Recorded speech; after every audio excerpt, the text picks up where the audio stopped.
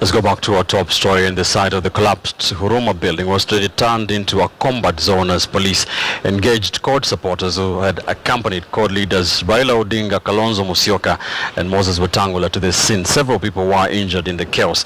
This came on the 5th day of the ongoing rescue operations, where 23 have already been confirmed dead, with 95 others still not accounted for.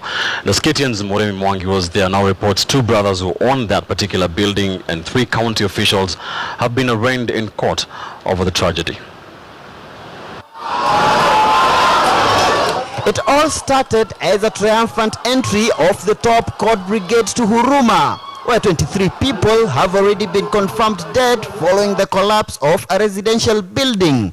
But as soon as court leader Raila Odinga and co-principals Kalonzo, Musyoka and Wetangula made their way to the collapse site,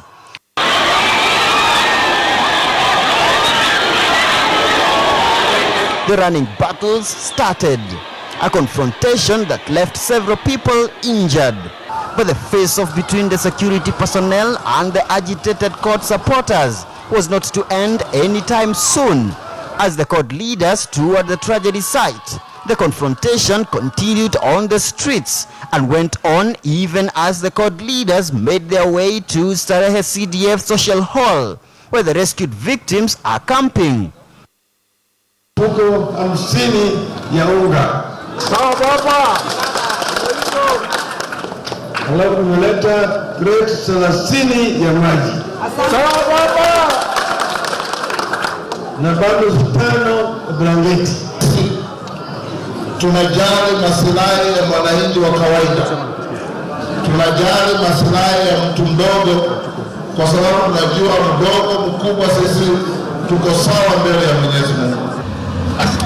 Back at the tragedy site, the hunt for more survivors continued, the rescue team making little headway across the huge mountain of debris, 3/4 of which is still inaccessible. The section of the rubble bordering the river and that on the back of the collapsed building still remains inaccessible for the rescue workers, and there are growing fears that a majority of the missing persons may still be trapped here. There are buildings nearly all over. We have requested a team from the county government. They are working on that. They'll give us a feedback.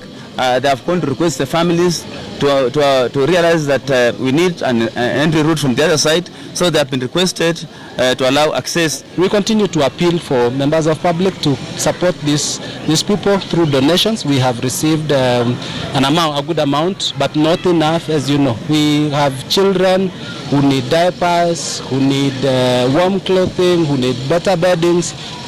I continue to make this appeal.